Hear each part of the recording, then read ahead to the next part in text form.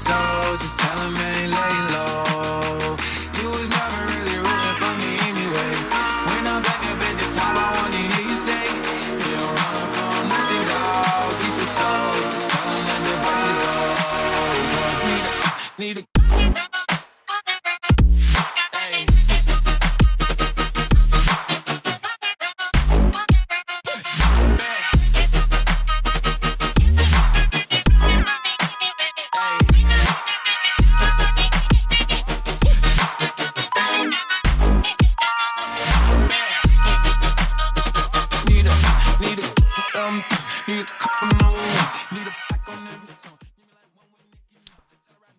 Welcome back to Disenthrall. I will be Patrick Smith.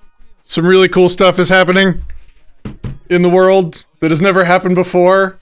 An anarcho-capitalist has won a major office in a country and has gone to speak at the World Economic Forum. We're going to be discussing that today. Not just me, though. We're going to bring in the Shepherd. Welcome back to the show. How are you? Wonderful. Long live freedom, damn it. It's just so fun. What a time to be alive, man. What a time. I'm also on my Mountain Man arc. I tried the No Shave November, and we're just gonna see where it goes, because it is just it is so cold. It is silly. It got down to like 22 today Fahrenheit. And I was like, why am I alive? It really started putting me on a nihilism arc. I don't know. So the extra hair keeps me a little warmer.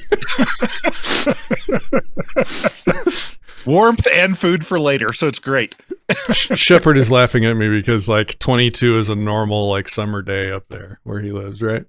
That's right. Yeah, we reached 17 below the other night, and it was about a 35 mile an hour wind at that point. So it was a little brisk, but I have that seems objectively immoral.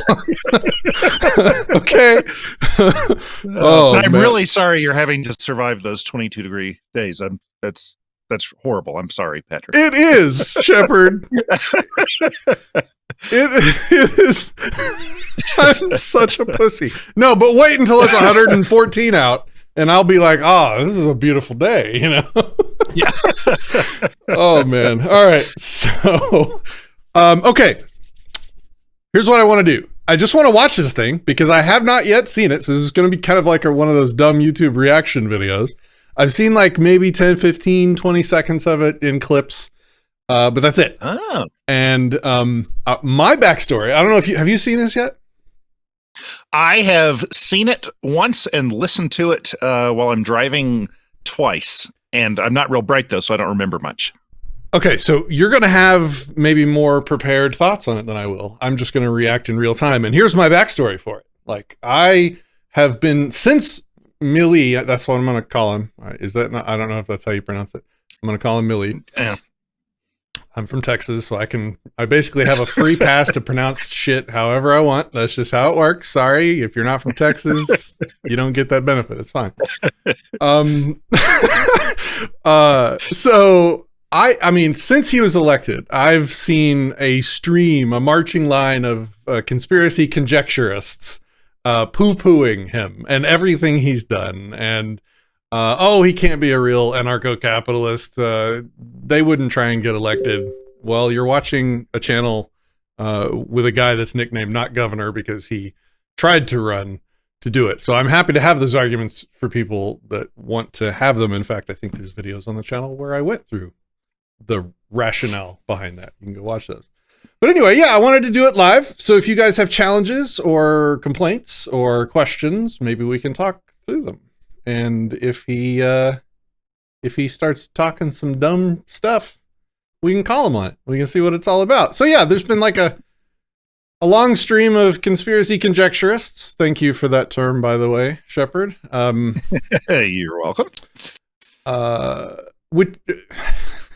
I kind of want to talk about that, but maybe we'll get into it later. But yeah, they poo-poo anybody that achieves any amount of notoriety or success or whatever as being controlled opposition or being an op or being a secret globalist shill. And so as soon as he gets invited to speak at the World Economic Forum, I mean, they all, oh, it's a bad look. Oh, see, he's an insider. He's a globalist. He's a Davos operative, blah, blah, blah. That's how he got elected because, you know, he's the Davos's inside man, you know, all this stuff. And, I mean, it's going to be interesting because I could be proven wrong here. But my first response is, hold on. I'm an anarcho-capitalist. If I got asked to speak at the World Economic Forum, I would be there in a heartbeat. What an opportunity to get to stare those assholes in the eye and tell them why they're the evil ones and exactly why they're the evil ones and exactly just specifically how far they need to fuck off. Like, wow, I would love that opportunity. So I will be very pleased if that's what he ends up doing. That'll be really great for me. It'll also be really sad for me if the opposite is true and he starts coming off like some kind of statist, globalist, whatever. So we'll see.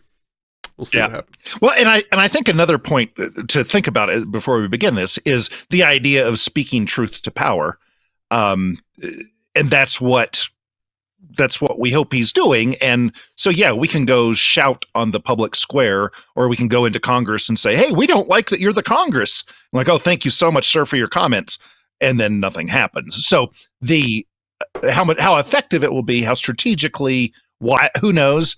But man, oh man, it's kind of exciting to have my people, my community, be intimately involved in Bitcoin. And now another big, monumental move, like, hey, there's somebody who's a president who kind of agrees with us in some ways. Yeah. Even a little way would be awesome. Yeah. All right, cool. So let's switch over here to, nope, that's not it. Where is it? There we go. All right. And I have a special treat because this is 2024, Shepard. When we were leading up to this, to doing this show today, you sent the transcript of the talk over because obviously Milei doesn't speak English or didn't speak English in this talk. I actually don't know how well he speaks English. And I was like, Shepard, this is modern times. We have artificial intelligence. So what I'm bringing to you guys today is actually epic. This is his talk, but with the audio and video transmogrified to be in his voice speaking English with the lips synced to the words. Oh, wow. And as far as I can tell, there was only one mistranslation. I can't speak to if it was purposeful or not, but in reading about this video, the mistranslation had to do with a single sentence he said in it about an abortion. And when I hear it come to it, I'll pause it and point it out. But aside from that, I'm pretty sure this is accurate. So this will be fun. I'm really excited. Oh, man, it's modern times. This is great. All right. Yeah. Let's do it. Okay. So yeah, guys, that's it. We're just going to watch this and we're going to comment on it if we want. If we don't have any comments, which I doubt, then this will be a short stream. So be it. Let's do it.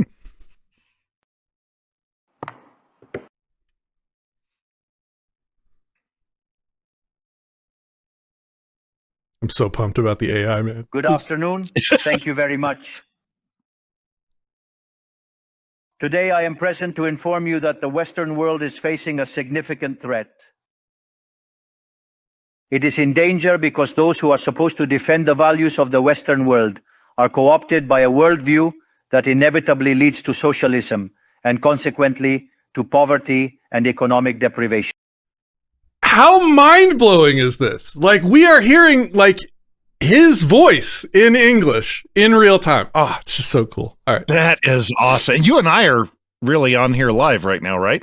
Yeah. Like you haven't, okay, this isn't just a superimposed me or something. I mean, this is incredible. I'll leave that up to you to figure out. I don't know.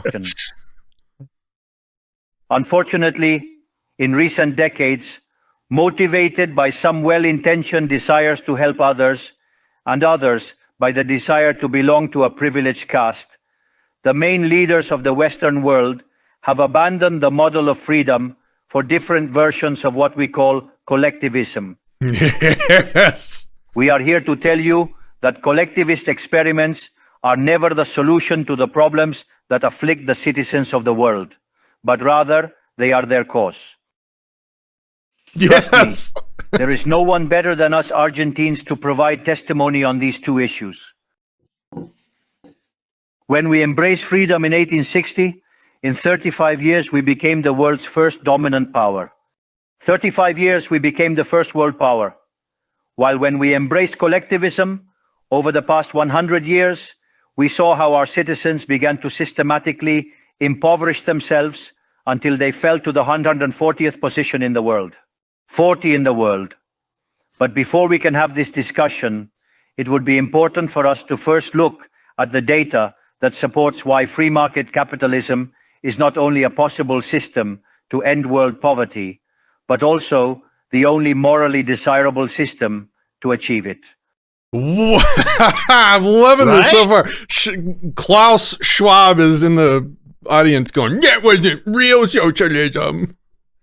Yeah, that's what I'm trying to figure out. If we consider the history of economic What'd you say? Why in the world would they invite him? Like, did they think he was going to kowtow? Like, this was a gamble, especially when you look at the view count compared to everything else they've done in this last thing. Nobody has even a tenth of the views he has, at least when I checked yesterday. That's a good question, Shepard, which goes back to the conspiracy conjecture that has really been revolving around this guy lately. So you can take this from a pessimistic view, you can take it from a maybe trying to be a realist view, or you can be a charitable view. Like if you're pessimist, well, it's because he's just playing an act. He's controlled opposition. They invited him there so that he can put on the show that they wanted to put on before they destroy his country and make his ideas a failure to never be attempted again from the rest of the government. The realist would probably be not everyone involved in that organization is an actual horn-wielding evil person, and maybe they do believe some of their own propaganda about trying to be just a forum where leaders come together to discuss world economics. And so him being the first one of his kind elected to power is a novelty that deserves to be heard at a forum like this. Yeah, especially in the view you had on one of those just a few minutes ago. I hadn't seen the whole room, and it isn't there. Like, it's not a huge hall with 30,000 people in it. It looks like it's, 100, 200 people seating. So I don't know if he was in a side stage or the main stage. Who knows? So that could also be part of it, is they thought, we'll just let him get out here and say his piece and see what he has to say and know what we're up against, and who knows? But yeah, I'm loving it. Murray says, Schwab is choking on the bugs as we speak. Progress, we can see how from year zero until around 1800, the world's per capita GDP remained practically constant throughout the reference period. If one looks at a chart of the evolution of economic growth throughout human history, one would be seeing a chart with the shape of a hockey stick, an exponential function that remained constant for 90% of the time and exponentially shoots up from the 19th century. The sole exception to this stagnant history was at the end of the 15th century with America's discovery. Except for this, from year 0 to 1800, global per capita GDP remained stagnant without any significant changes. Now, not only did capitalism generate an explosion of wealth from the moment it was adopted as an economic system, but if one analyzes the data, what is observed is that growth has been accelerating throughout the entire period. During the entire period between year 0 and 1800, the per capita GDP growth rate remained stable at around 0.02% annually, that is, practically without growth. From 19th century, with Industrial Revolution, growth rate reaches 0.66%. Given the current rate, it would require a time span of approximately 107 years to achieve a twofold increase in per capita GDP. In 1900-1950, growth rate rises to 1.66% annually. 150, growth rate rises to 1.36% annually. We no longer need 107 years to double per capita GDP, but 66. You can really tell he's an economist. He's just giving the speech. He's giving the speech in the driest way possible. Show a picture and then get excited about what you're saying, please. We take the period between 1950 and the year 2000, we can see that the growth rate was 2.1% annually, which would mean that in just 33 years, we could double the world's per capita GDP. This trend, far from stopping, remains alive even now. If we consider the period from 2000 to 2023, the growth rate increased again at 3% per year, meaning we could double our per capita GDP globally in only 23 years. Now, when studying per capita GDP from 1800 to today, what is observed is that after the Industrial Revolution, global per capita GDP multiplied by more than 15 times, generating an explosion of wealth that lifted 90% of the world's population out of poverty. I gotta say, Shepard, I was really hoping to see some of that fire that I saw from him on social media when he was campaigning, calling socialists pieces of shit and stuff. I'm not getting that right now. I'm kind of sad. He's doing his bear with him. Okay, he's not going to go quite that nuts, but it gets a little juicier. Okay.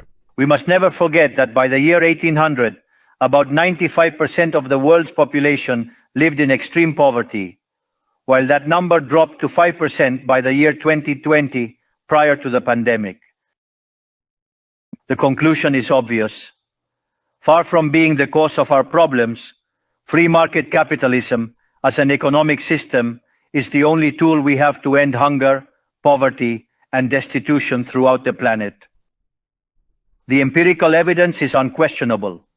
Therefore, as there is no doubt that free market capitalism is superior in productive terms, the left's doxa has attacked capitalism for its moral issues, for being, according to them, as its detractors say, unjust. They claim capitalism is bad because it's individualistic and collectivism is good because it's altruistic towards others. And thus they strive for social justice. But this concept that has become trendy in the developed world recently, in my country, it has been a constant in political discourse for over 80 years. Ooh. The issue is that social justice is unfair and doesn't contribute to general well-being. On the contrary, it's an inherently unfair idea because it's violent. It's unfair because the state is financed through taxes, and taxes are collected coercively. Or can any of us confidently say that they pay taxes of their own free will? Yes! This implies that the state is funded through coercion, and that the higher the tax burden, the greater the coercion, leading to a reduction in freedom. Woo! Right? Those who promote social justice start from the idea that the economy as a whole is a cake that can be distributed in a different way. But that cake is not given. It is wealth that is generated in what, for example, Israel Kirchner calls a market discovery process. If the good or service that a company offers is not desired, that company goes bankrupt unless it adapts to what the market is demanding. Create a high-quality product at a good price or attractive, succeed and produce more, so the market is a process of discovery where the capitalist finds the right direction on the go. But if the state punishes the capitalist for success and blocks him in this process, it destroys his incentives, and the consequences are that he will produce less and the cake will be smaller, generating harm to society. Collectivism, by inhibiting discovery and hindering appropriation, ties the entrepreneur's hands, preventing him from producing better goods and offering better services at a better price. How can it be then that from academia, international orgs, politics, and econ theory, an econ system is demonized that not only has lifted 90% of the world's pop out of extreme poverty and does so increasingly faster, but is also fair and morally superior? Thanks to capitalism, the world is currently in its best moment. There has never been a moment in history with greater prosperity than the one we live in today. Today's world is freer, richer, more peaceful, and more prosperous than ever before. This is true for everyone, but particularly for those countries that are free, where they respect economic freedom and individual property rights. Because free countries are 12 times richer than repressed ones. Saying goes that in countries with freedom, people live better than 90% of population in repressed countries. It has 25 times fewer poor people in the standard format and 50 times fewer in the extreme format. And if that weren't enough, citizens of free countries live 25% longer than citizens of repressed countries. Now, in order to understand what we come to defend, it is important to define what we mean when we talk about libertarianism. To define it, I take up the words of the greatest proponent of the ideas of freedom in Argentina, Professor Alberto Venegas Lynch, who says that libertarianism is the unrestricted respect for the life project of others, based on the principle of non-aggression, and in defense of the right to life, liberty, and property, whose fundamental institutions are private property, free markets without state intervention, free competition, division of labor, and social cooperation, where one can only be successful by serving others with goods of better quality at a better price. Try not to tear up, man. I am. Like, is this just like I was actually just yesterday going back and forth with my friend Nathan, who, said, hey, he told me about the speech. I knew he was going to Davos, but I didn't know I hadn't seen the speech. And Nathan and I are talking yesterday about, like, how do we get down there and go and at least stay in some hotels and spend some money? And how do we invest in businesses there? How do we move there? Now, of course, there's some practical things like, he's probably going to have a horrible sex scandal or an airplane crash. But if those things don't happen, if the CIA doesn't do that, then isn't this just like, this guy is on a public stage speaking Ayn Rand, but even better, like not even the Ayn Rand, Ron Paul, a little bit of state is good. Like, this is pretty gold. Oh man, this is what the world needs. This is what we collectively, to use the stupidest possible word in this moment, have been working for years and years and years since these ideas were first spawned, 35, 40 years ago. And to clarify, you were talking about not governor. So something I think you and Larkin chatted about was it was acceptable to run for office as a voluntarist or anarcho-capitalist. It's morally cool, aesthetically or morally whatever. It's okay if the reason you're doing it is to spread the gospel. But if you really truly think you're going to get in and be a better central planner than the next person, then it's not okay. But if you go up and you speak 100% truth and you don't couch it in, well, I'm going to reduce taxes by 3%. And so far, what I'm seeing from this guy is pure gold. Like, he hasn't watered anything down to this point. I mean, I wish you or I were on the stage giving this exact speech that he's saying. Like, man, I could deliver this with some fire, y'all. But, it's good. It's good. Yeah. It's good.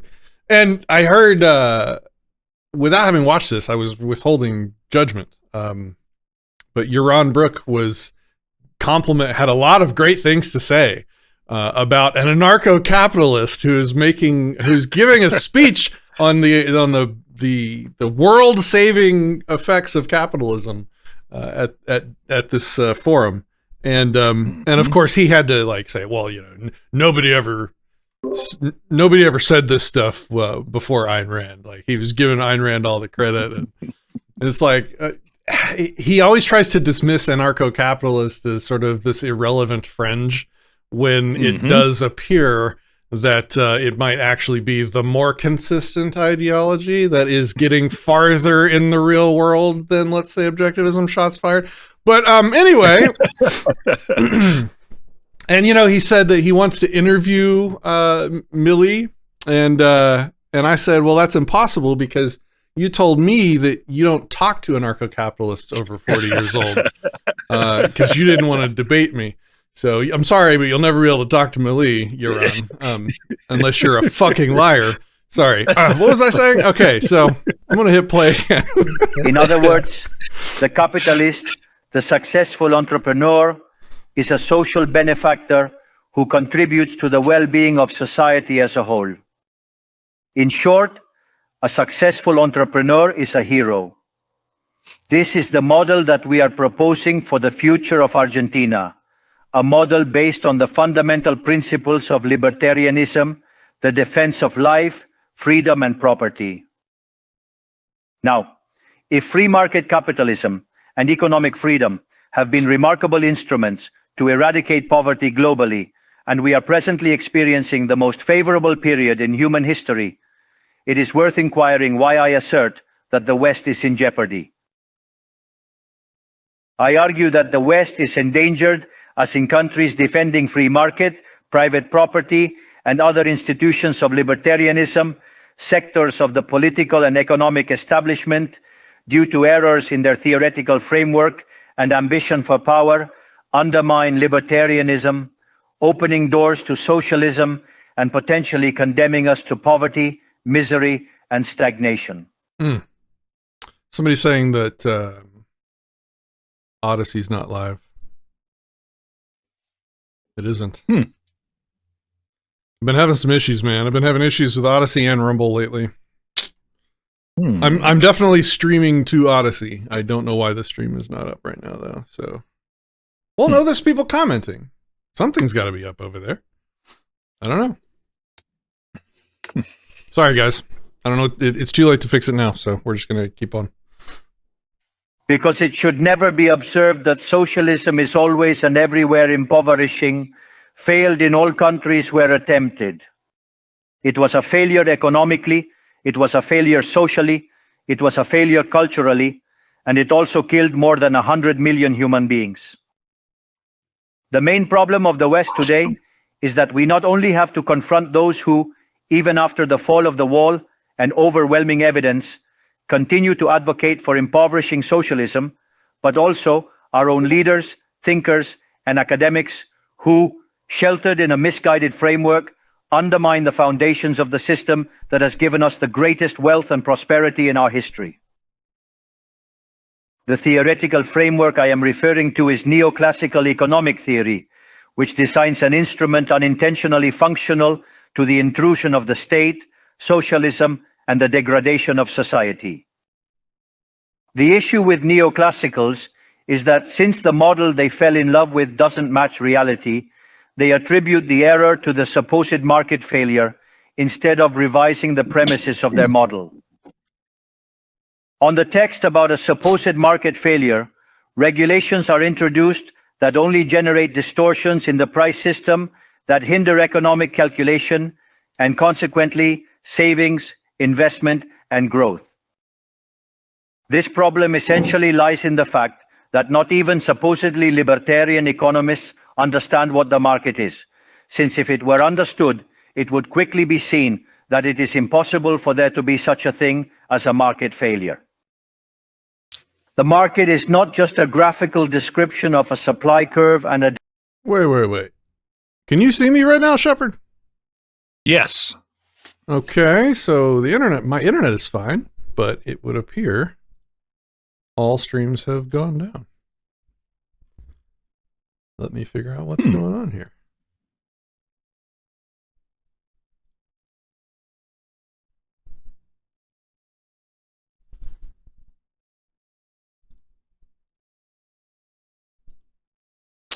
Huh. All right. Well. Yeah, I'm looking, I think, let me see here on YouTube. It looks like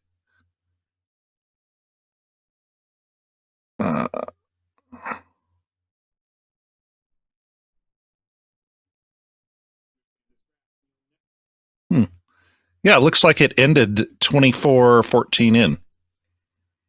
We're back? When did we leave? Okay, look, my internet was fine. I never lost connection with Shepard. Something weird must be going on here. Let's be conspiracy You know what it is. conjecturists. Yeah, exactly. I was going to say, it's them. Thank goodness they didn't send a hurricane to get us. What? Okay. All right. Well, guys, what was the last thing you heard? And I'll try and pick it back up wherever the hell that was. This is odd. I don't have an explanation for this, which is not usual because technology usually obeys me properly. All right. Well, I guess I'll just back it up a couple minutes and hit play again. And everywhere impoverishing failed in all countries where attempted. It was a failure economically. It was a failure socially. Boom. It was a failure culturally. Boom. And it also killed more than 100 million human beings. Go. Yeah, that's a The good main place to problem pick of it the back West up. today is that we not only have to confront those who, even after the fall of the wall and overwhelming evidence, continue to advocate for impoverishing socialism, but also our own leaders, thinkers, and academics who, sheltered in a misguided framework, undermine the foundations of the system that has given us the greatest wealth and prosperity in our history. The theoretical framework I am referring to is neoclassical economic theory, which designs an instrument unintentionally functional to the intrusion of the state, socialism, and the degradation of society. The issue with neoclassicals is that since the model they fell in love with doesn't match reality, they attribute the error to the supposed market failure instead of revising the premises of their model. On the text about a supposed market failure, regulations are introduced that only generate distortions in the price system that hinder economic calculation and consequently savings, investment, and growth.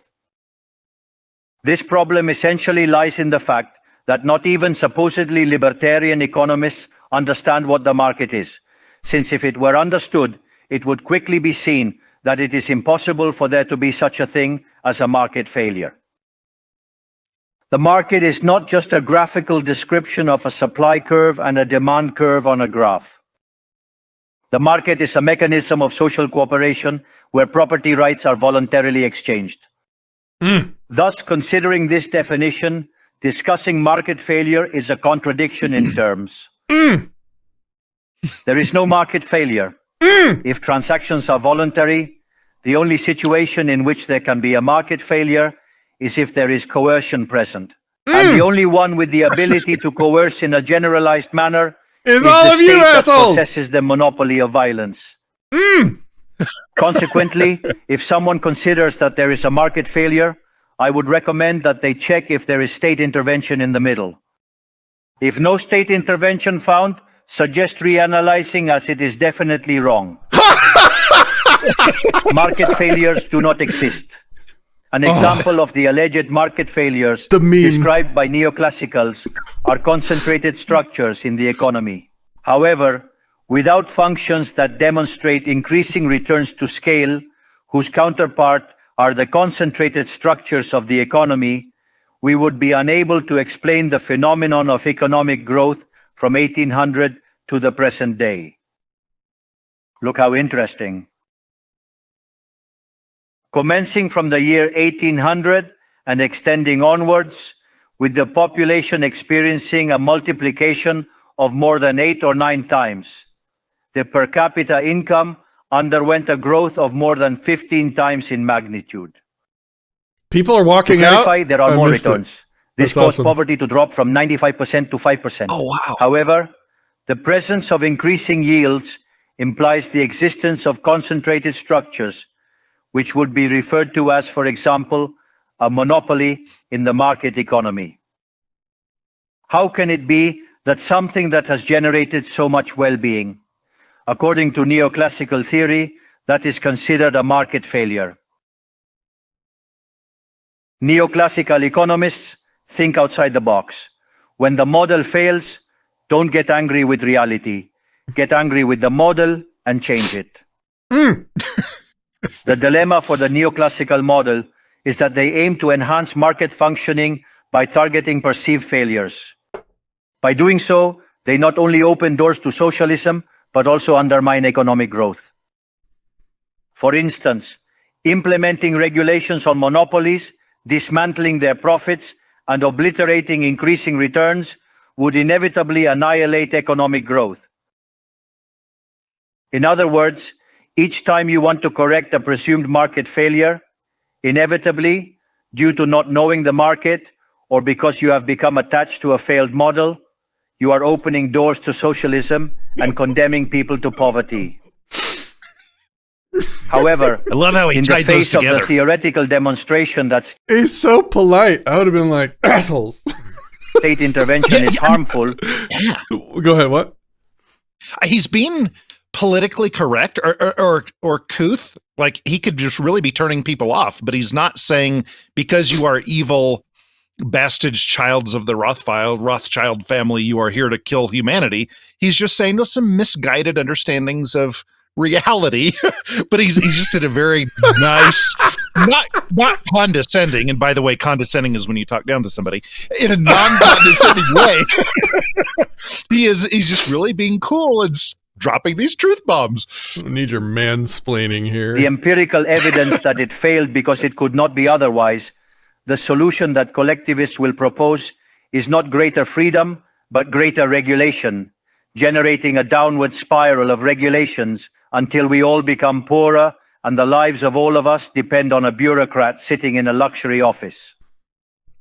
Y'all assholes right Given the here. resounding failure of collectivist models and the undeniable advances of the free world, socialists were forced to change their agenda. They left behind the class struggle based on the economic system to replace it with other supposed social conflicts equally harmful to community life and economic growth. The first of these new battles was the ridiculous and unnatural fight between man and woman.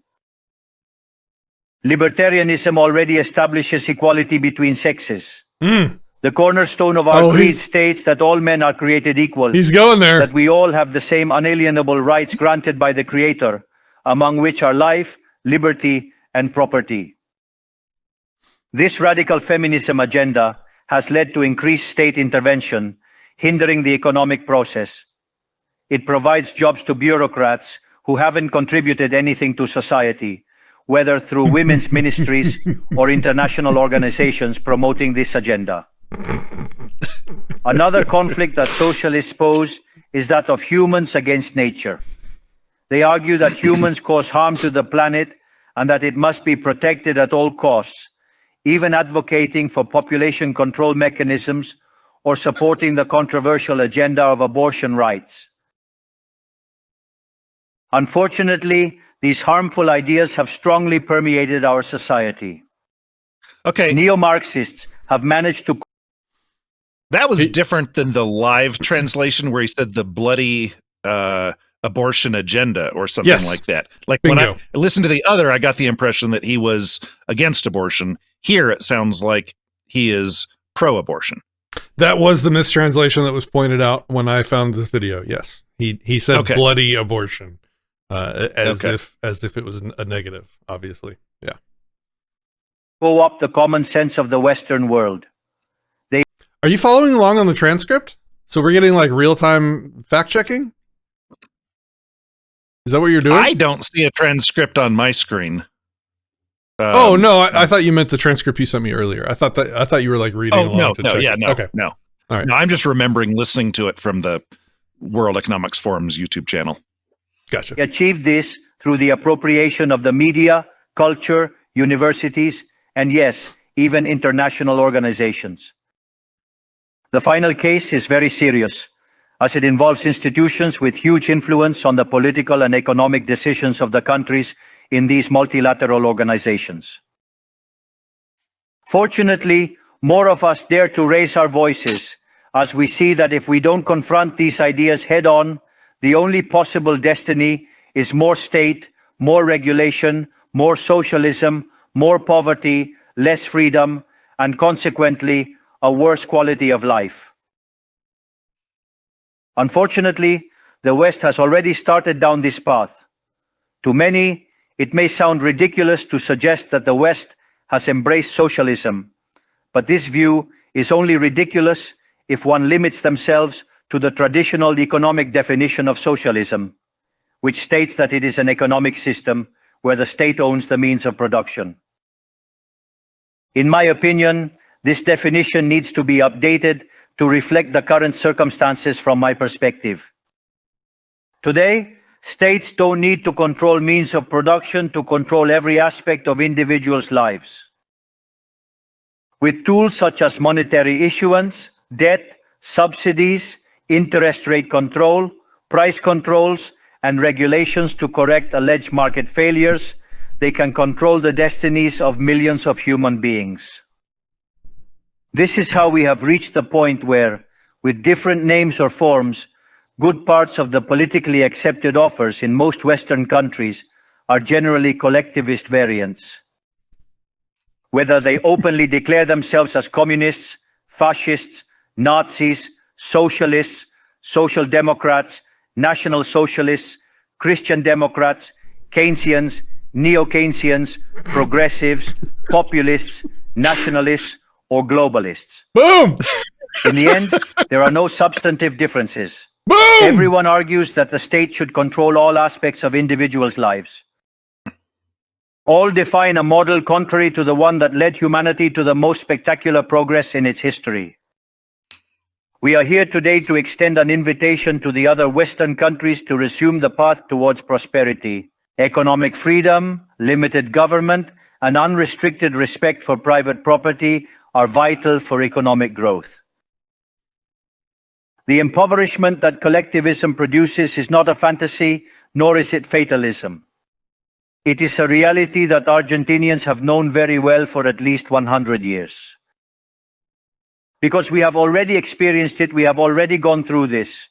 Because as I said before, since we decided to abandon the model of freedom that had made us rich, we are trapped in a downward spiral where we are getting poorer every day.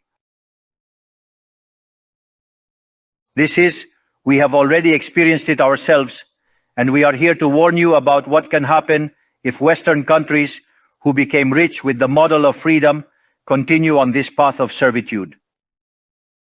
The Argentine case is the empirical proof that regardless of wealth, natural resources, population capability, education level, or the amount of gold bars in the central bank's coffers, these factors do not guarantee success. If measures are adopted that hinder the free functioning of markets, free competition, free price systems, if trade is hindered, if private property is attacked, the only possible destination is poverty. To summarize, I want to convey a message to all entrepreneurs present and those who are not, but are following us from around the globe, whether they're here or not physically. Don't be intimidated by the political caste or the parasites who live off the state. Don't yield to a political class that only wants to prolong its power and preserve its privileges. You are social benefactors. You are heroes. You are the creators of the most extraordinary era of prosperity we have ever experienced. Don't let anyone say ambition is immoral. If you earn money, it's because you provide a superior product, better price, contributing to well-being. Do not yield to the advance of the state. The state is not the solution. The state is the problem itself. You are the true protagonists of this story, and know that from today, you have Argentina as an unconditional ally. Thank you very much, and long life freedom, damn it.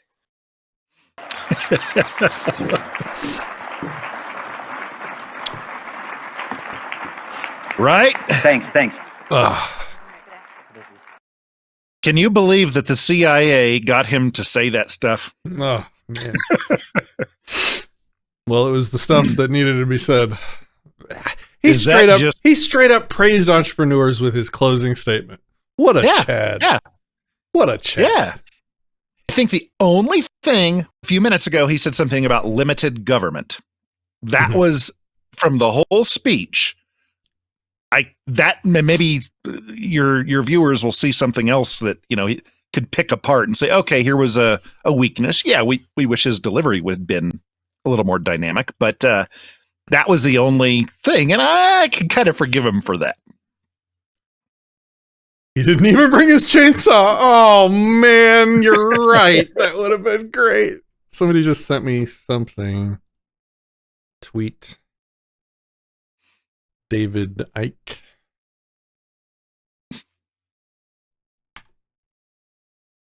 Oh no. Okay, well, I mean, let me screenshot this.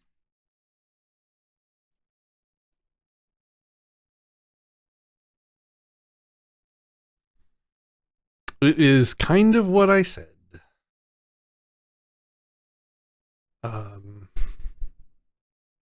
He says, I heard that Millei's speech at the WF champions freedom, so I listened. It doesn't.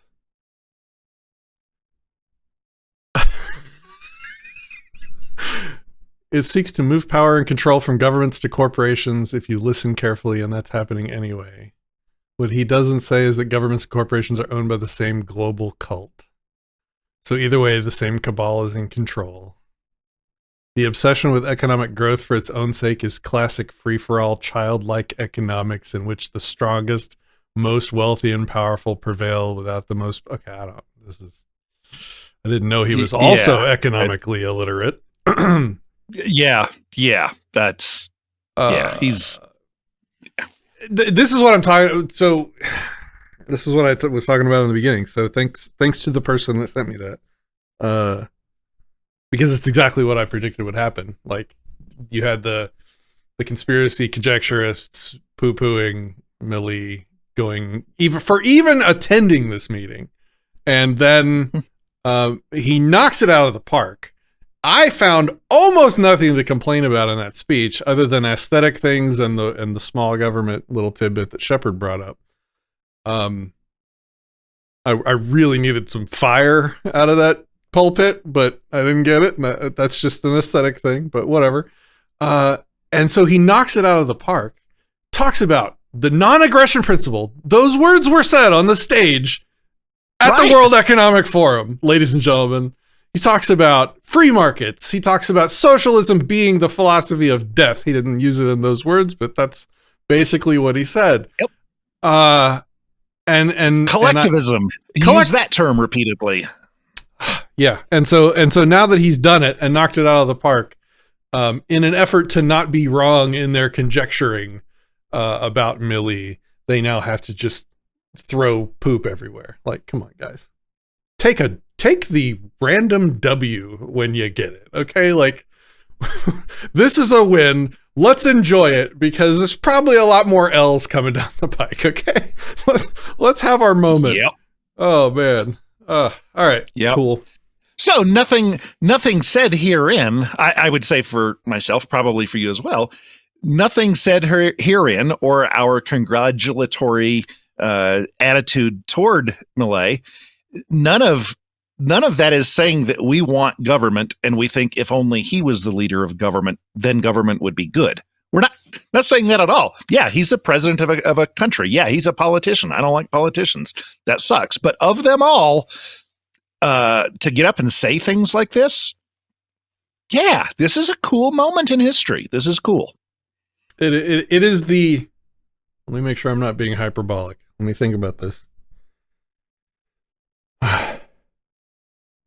This feels like... I'll make it in a subjective way, because I guess I could be wrong, but it feels like the first white pill I've had since becoming an anarcho-capitalist.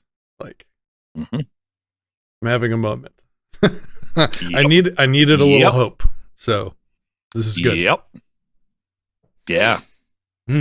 So what kind of a business are we going to start? We've got to move there, obviously. What kind of business are we going to start in Argentina? And will it stay forever? Now, here's an important point.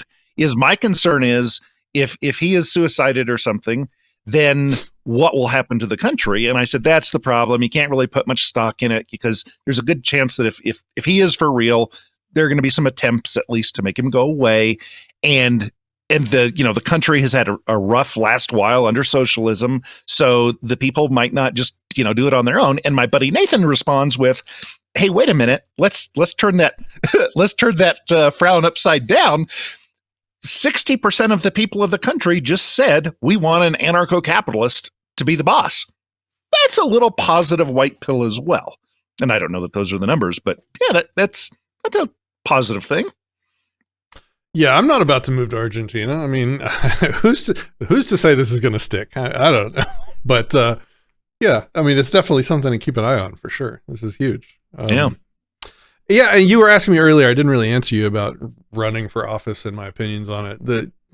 I've said for a long time, viewers of the channel have heard me probably say this too many times. They're probably tired of it. But what I said is that it's not immoral to attempt a run for office if you do it in a NAP compliant way, a non-aggression principle compliant way, meaning you don't create victims in the process, or assuming you win, you still continue to not create victims while holding that retarded office. Now that's the moral case. The aesthetic case is that the entire process is disgusting, embarrassing, filthy.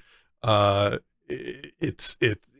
the whole time you have to say 5 times as loudly with your words that the process is an invalid one and not a good way to achieve freedom, because your actions are sort of speaking very loudly to the opposite when you're walking around participating in politics, expecting people to vote for you.